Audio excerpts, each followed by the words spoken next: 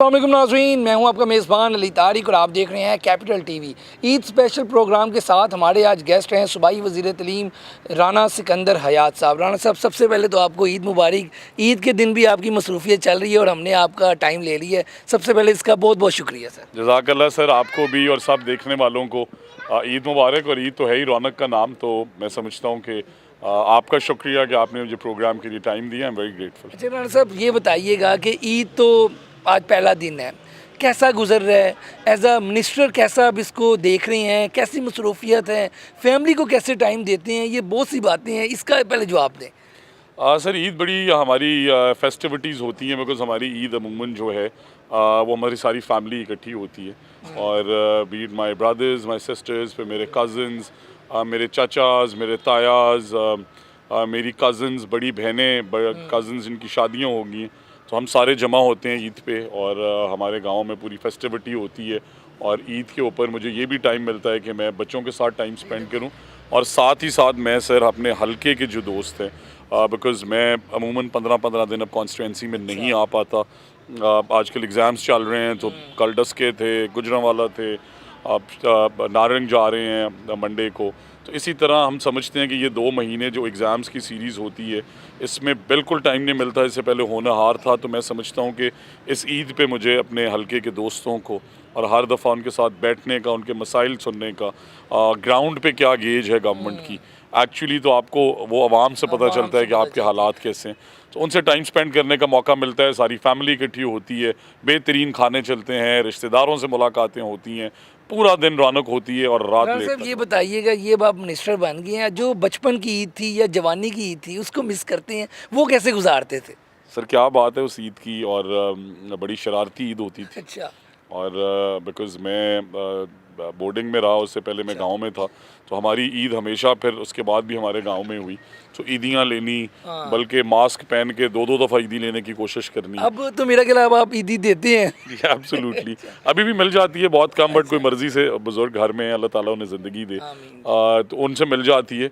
But normally फिर दुकानों पे जाना, और फिर हमारा जो रूरल बैकग्राउंड है, तो उसमें आजकल के बच्चे तो शायद ये ना समझ ना सकें, समझते, बिल्कुल। बट वो किस्मत पुड़ियाँ, वो 7-6 रुपए वाले जूसेस, और फिर 3 रुपए वाली उस टाइम पे कोक, फैंटा, और फिर उसके साथ टेक्नोलॉजी का ज़माना नहीं था, तो टीवीज़ लगे होते थे मुख्तलिफ डेरों पे, तो वहाँ जाके बैठ जाना।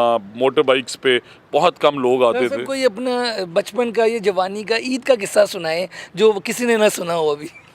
सर, एक दफ़ा ईद पे हमारे पास कुछ गेस्ट आए, और अच्छा। मैं और मेरा कज़न, तो मैं अपने मामू के घर से आया।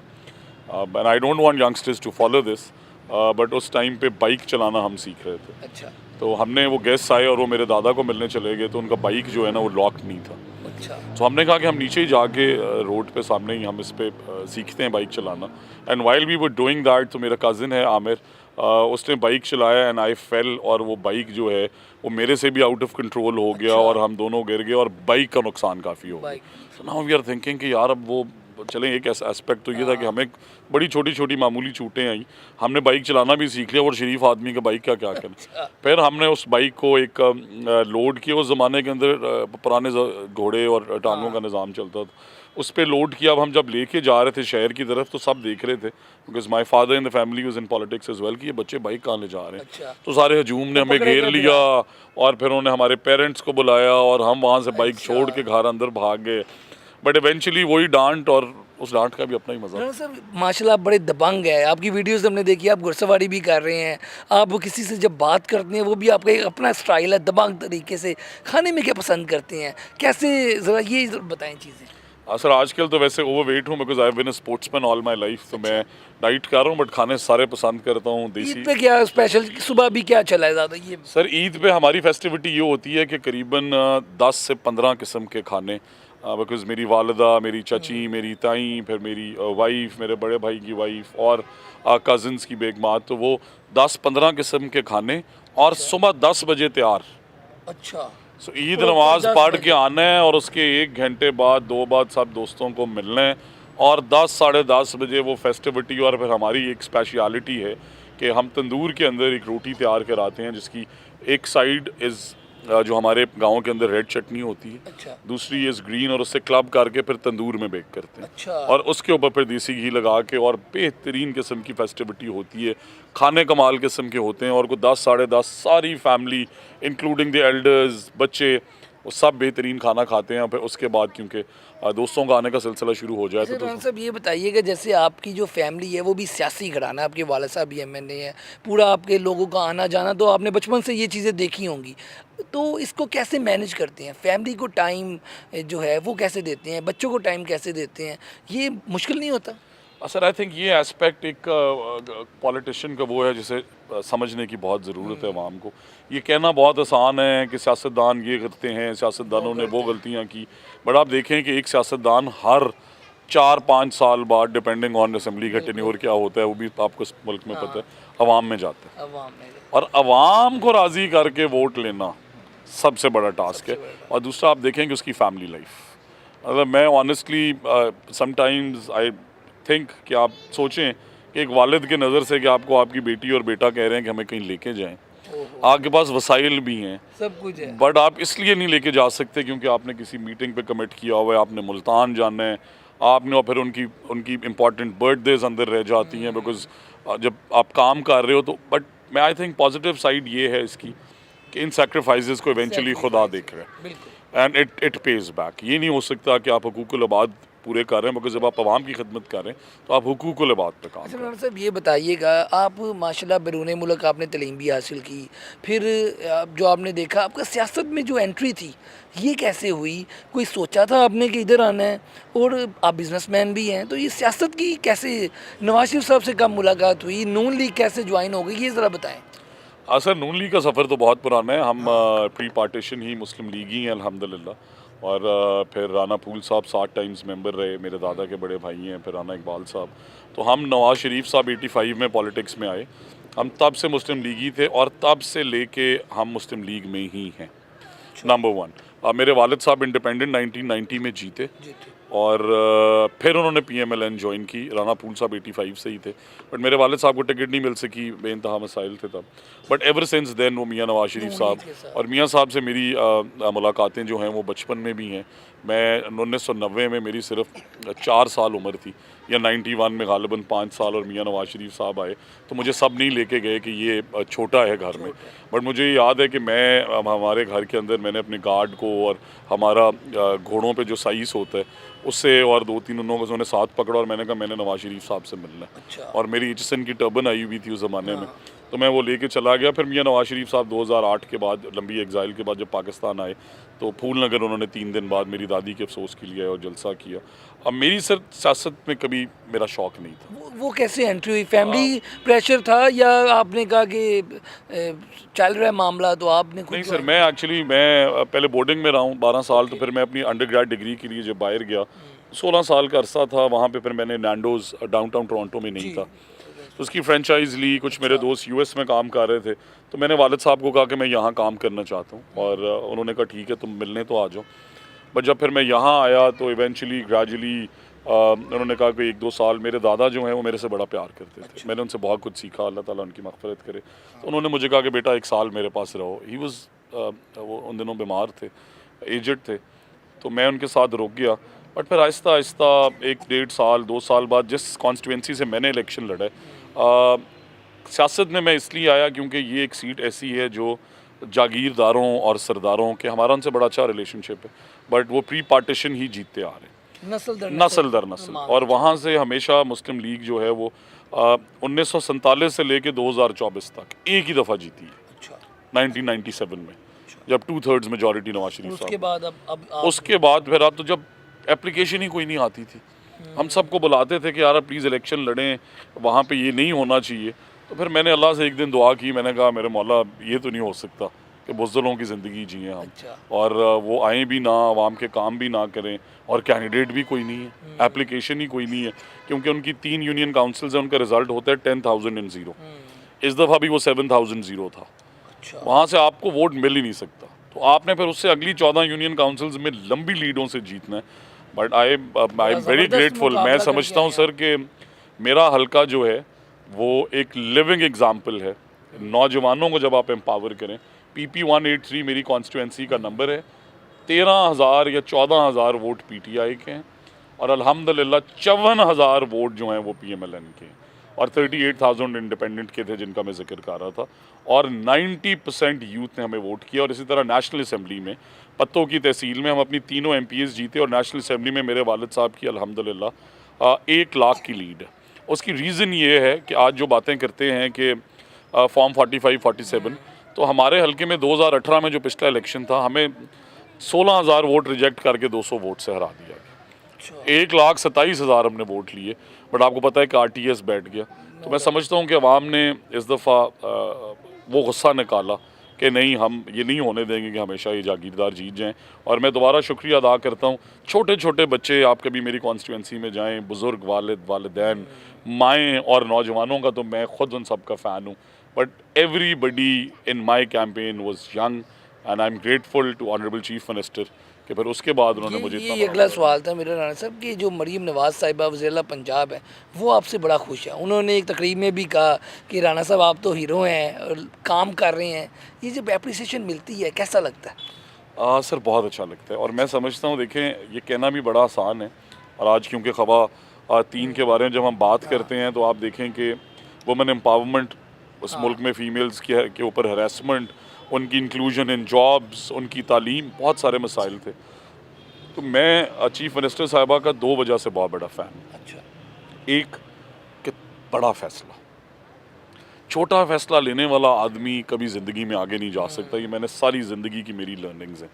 बड़ा फ़ैसला कैसे, आप देखें कि हमने भी मुश्किल टाइम इस मुल्क में देखे, कितनी बहादुरी से उन्होंने मुकाबला किया। और फिर वो मोमेंट देखे ना सर, हम, मेरी वालदा हयात है, अल्लाह उनकी ज़िंदगी करे, मेरा सब कुछ मेरी वालिद है।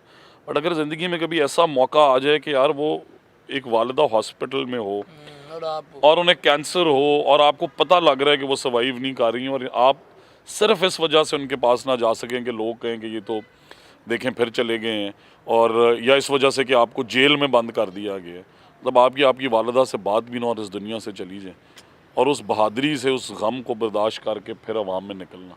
और दूसरा सर, मैं लिविंग एग्जांपल हूँ। देखें चीफ मिनिस्टर साहिबा ने जब कैबिनेट बनाई, क्या एक नौजवान जो पहली दफ़ा असम्बली में आया है, और मेरे जैसे कई नौजवान हैं, बिलाल अकबर साहब को देखें, आशिक शाह साहब को देखें, फैसल खोकर साहब को देखें, सोएब भरत साहब को देखें, तो उन्हें ट्रस्ट करके कैबिनेट पोर्टफोलियो देना, देखें एक तो वो ट्रस्ट है जिन्होंने किया और आई एम वेरी ग्रेटफुल। मैं उस पर दिन रात मेहनत कर रहा हूँ। और उन्होंने मुझे एक बड़ी टचिंग चीज़ कही, उन्होंने कहा कि सिकंदर,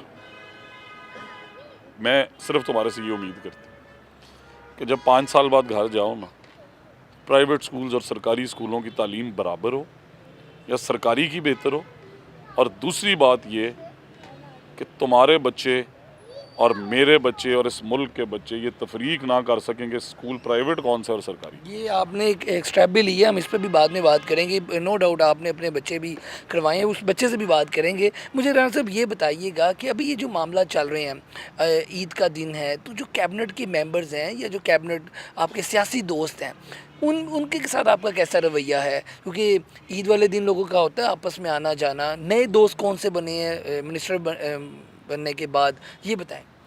आज ही मेरी काफ़ी कुर्बत है जो कैबिनेट के अंदर हमारे एग्रीकल्चर लाइफ स्टॉक मिनिस्टर हैं, उनके साथ मेरी सलमा भट्ट साहिबा ने, क्योंकि मेरे साथ MSF में काम किया, हमने 1 साल चीफ मिनिस्टर साहिबा के साथ यूथ इंगेजमेंट पे, और MSF का एक बहुत बड़ा जो स्टेचर था उसे हमने दोबारा पॉजिटिव साइड से बहाल किया। और इसी तरह बिलाल अकबर साहब से बड़ी कुर्बत है मेरी, मैं उनसे बहुत कुछ सीखता हूँ। फाइनेंस मिनिस्टर से बहुत कुछ सीखता हूँ।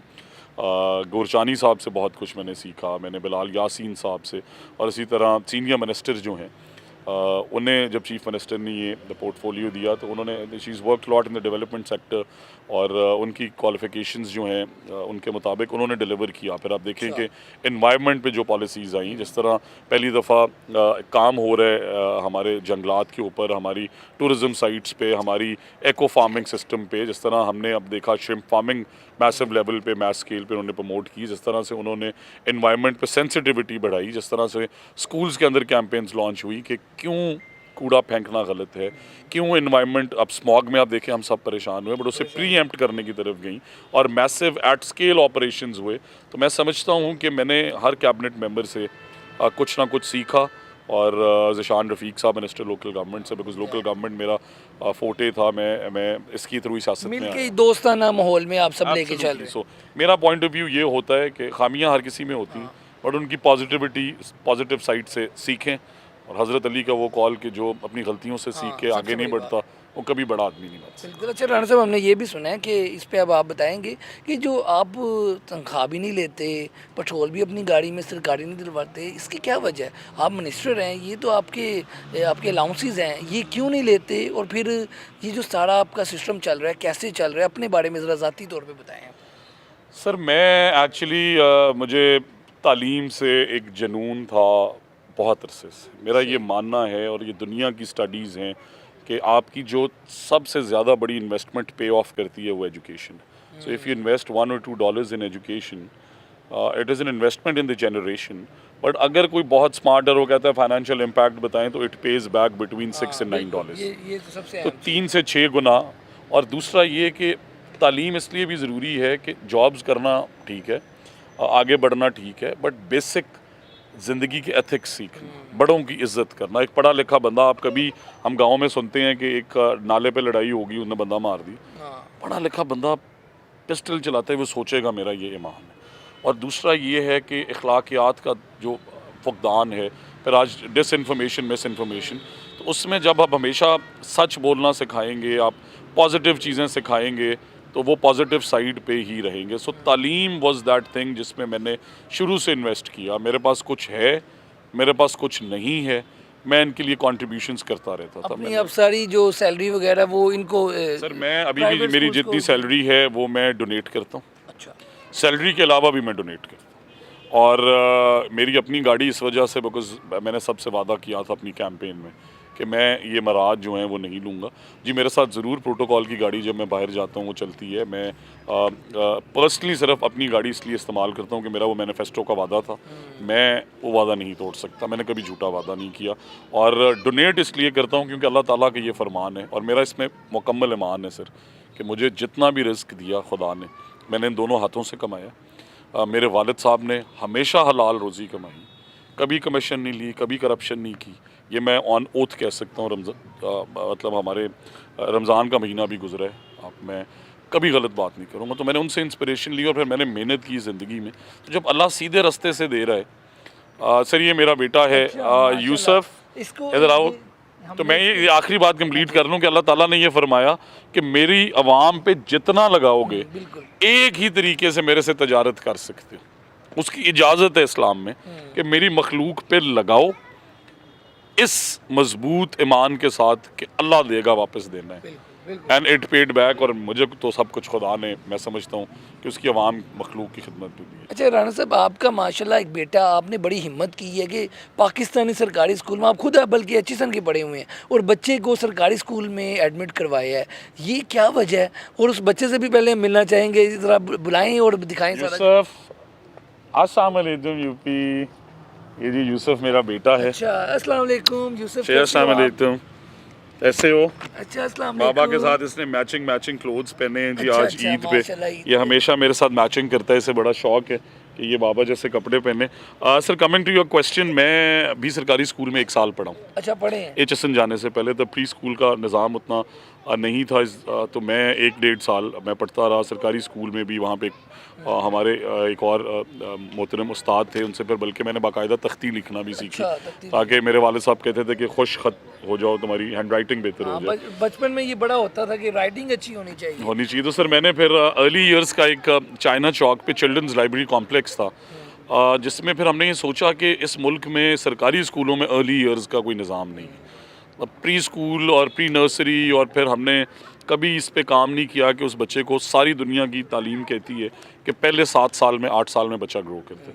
तो फिर honourable chief minister was very kind, उन्होंने वहाँ पे अर्ली ईयर्स का एक इदारा अप्रूव किया जो हम लाहौर और गुजरांवाला में हमने इस्टेब्लिश किया और हम पूरे पंजाब के अंदर बना रहे हैं, उन्हीं एग्जिस्टिंग बिल्डिंग्स में जो अवेलेबल हैं, ताकि कोई नई बिल्डिंग नया एक्सपेंस ना करना पड़े। तो मुझे ये लगा कि अगर मैंने ट्रस्ट डेवलप करना है अर्ली ईयर्स एजुकेशन में, तो मैं अपना बेटा दाखिल कराऊँ और दूसरा वो मिथ तोड़ूँ। ज़रूर एक मुश्किल फ़ैसला है मेरे लिए सर, बट मैं समझता हूँ कि अगर मैं अपने बेटे को वहाँ पढ़ाऊँगा तो क्वालिटी ऑफ एजुकेशन को और इम्प्रूव करेंगे हम।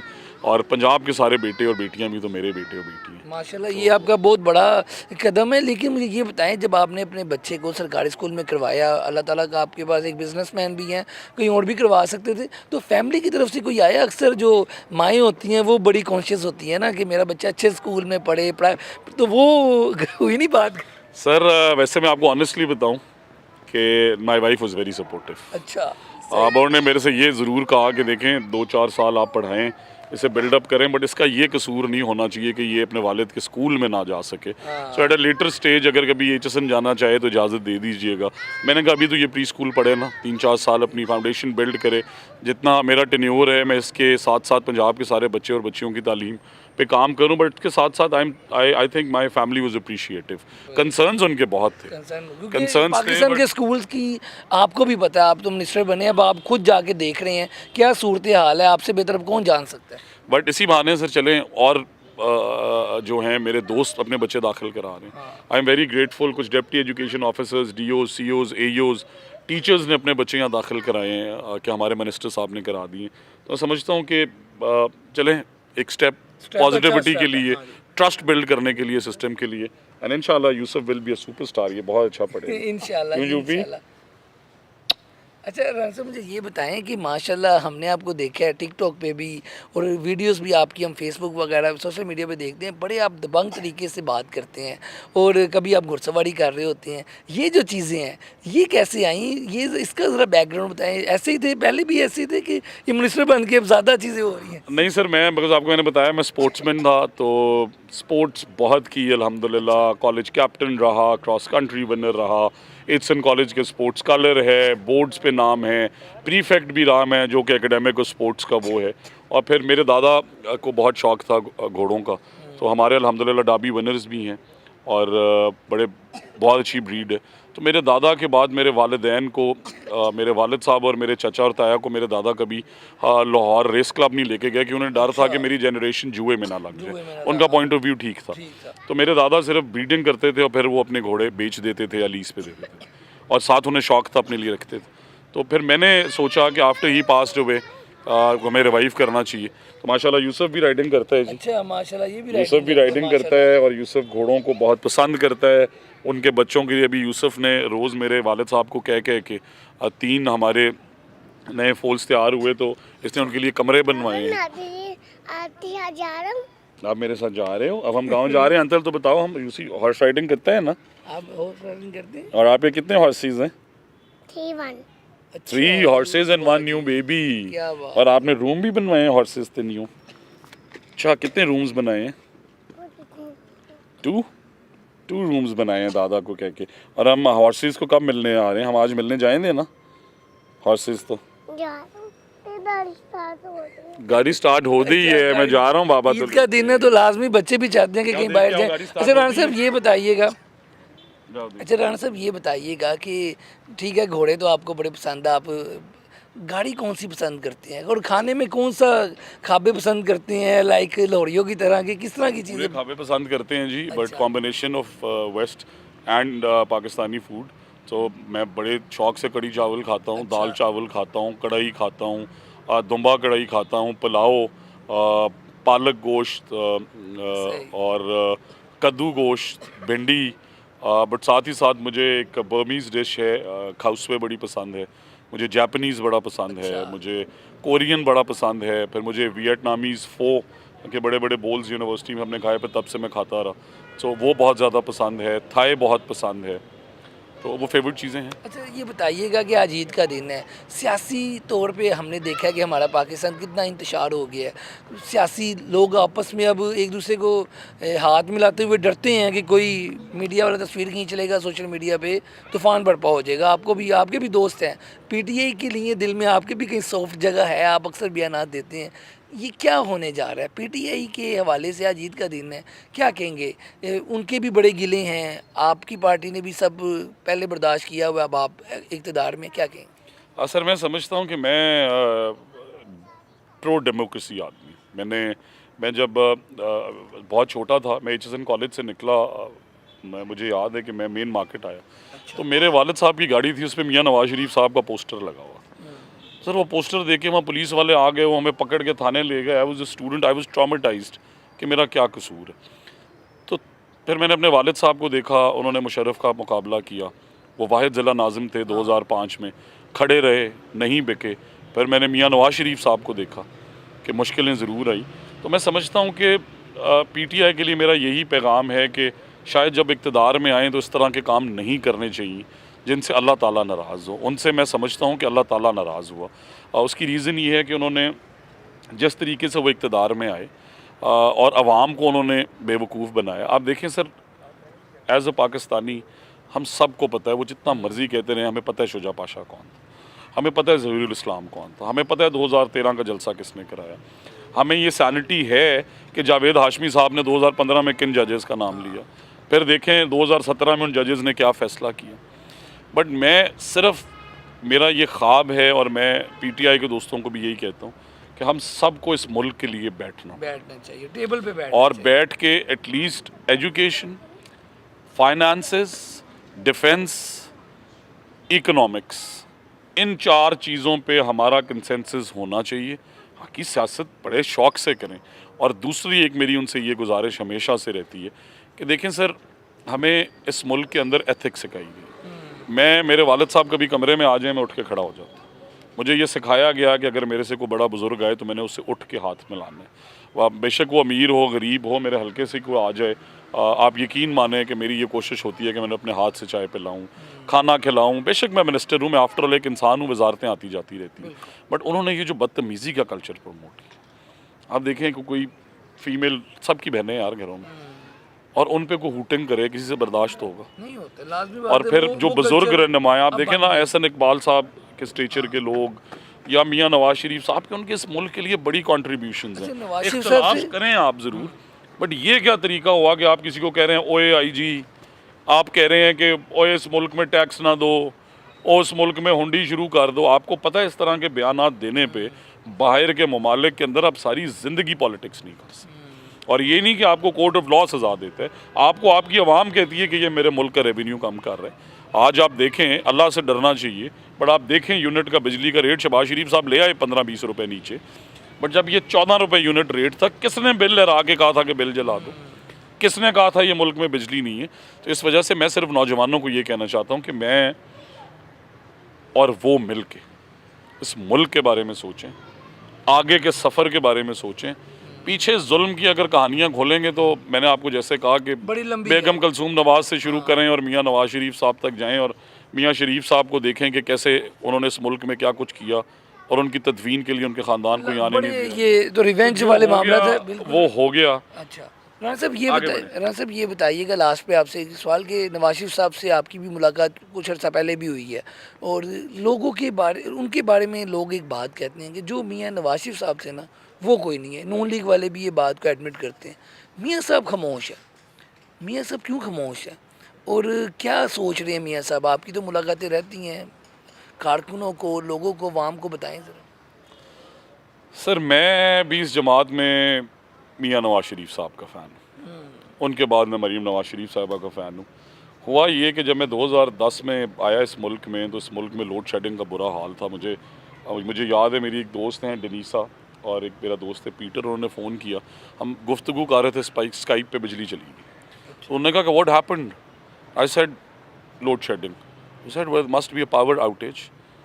और जब मैंने उन्हें बताया कि ये पावर आउटेज आधा दिन रहता है, तो वो परेशान हो गए। अच्छा, आप ये यकीन करें कि हमें कमीज़ें उतारनी पड़ती थी, फ़ोन चार्ज नहीं होते थे, और फिर मेट्रो बस जब बनी तो लोगों ने बड़ी तनकीद की कि ये मेट्रो क्यों बना दी, ये जंगला बस।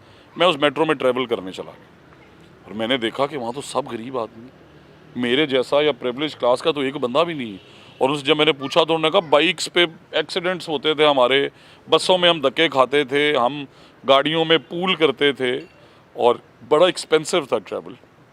फिर मैंने उस मुल्क के 3 मसाइल पे एक चिट लिखी।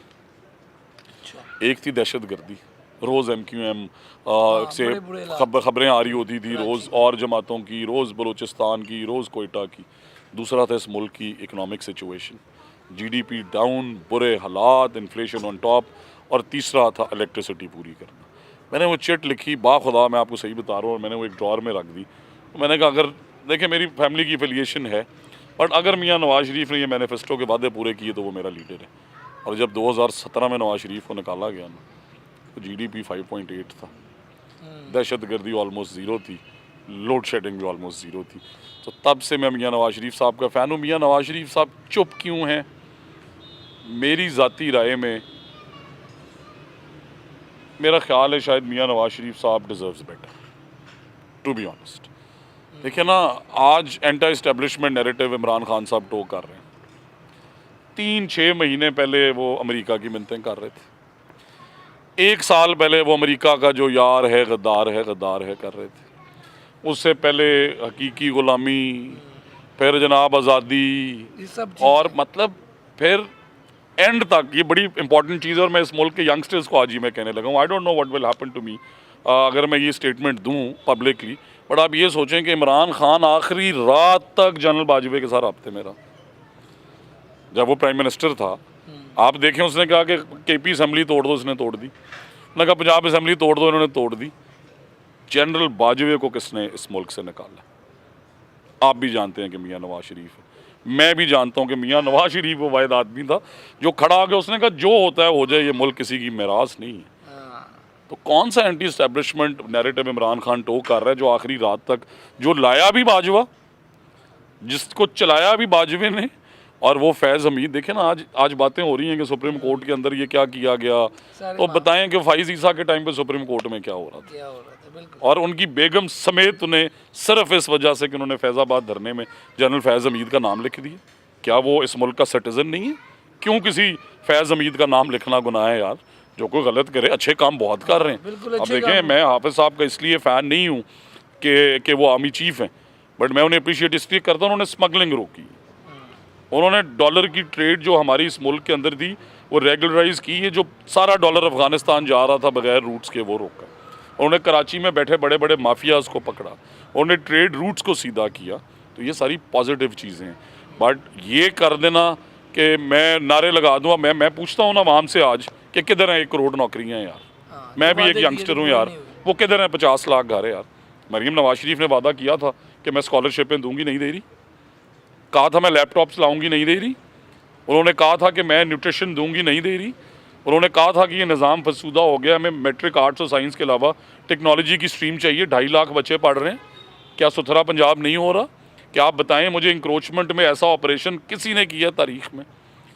मैं ये सारी चीज़ें देखते हुए इस मुल्क के यंगस्टर्स को कहना चाहता हूँ कि अपना दिमाग इस्तेमाल करें और सीधे रास्ते पर इंतशार वाली चीज़ों से गलत चीज़ें, ये नेगेटिव चीज़ें, ये। और आई एम वेरी ग्रेटफुल कि उन्होंने रिस्पॉन्ड किया हमें।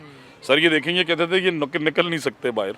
अब हम गए 9 डिवीजनों में होनहार स्कॉलरशिप में। कोई ये नहीं कि हम लाहौर में कन्फाइंड थे, हम फास्ट यूनिवर्सिटी पिंडी में भी गए, प्राइवेट सेक्टर में भी गए, पब्लिक में भी गए। पंजाब यूनिवर्सिटी जहाँ पे इमरान खान ने पेनिट्रेट नहीं कर सके, वहाँ पे 6-6 हज़ार स्टूडेंट्स पे CM गई, मिली, सबसे गुफ्तगू की।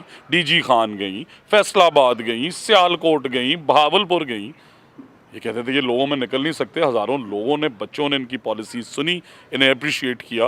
And I have one faith in this system कि ये जो अंडर 65% लोग, अंडर 35 है ना, हर सियासतदान कहते हैं, आप मेरे साथ बैठ के किसी जगह डिबेट कर लें, इनके लिए अगर रिफॉर्म्स लाई हैं, पॉलिसीज़ लाई हैं, तो मरीम नवाज शरीफ ने। ठीक हो गया। अच्छा राणा साहब, ईद का दिन है तो अपने देखने वालों को, मुस्लिम लीग नून के कारकुनों को और पूरे पाकिस्तान को ईद के हवाले से क्या पैगाम देंगे? ये लास्ट पे ये बता दें। सर मैं सब नौजवानों को पैगाम देना चाहता हूँ, खाली मुस्लिम लीग नून के नहीं, सारे बुज़ुर्गों को, दोस्तों को, पंजाब के रहने वालों को, पाकिस्तान के रहने वालों को, पूरी दुनिया के लोगों को कि ईद पे हकूक़ुल इबाद ज़रूर पूरे करें, पीस रखें, हारमनी रखें, बट जाएँ अपने मोहल्लों में।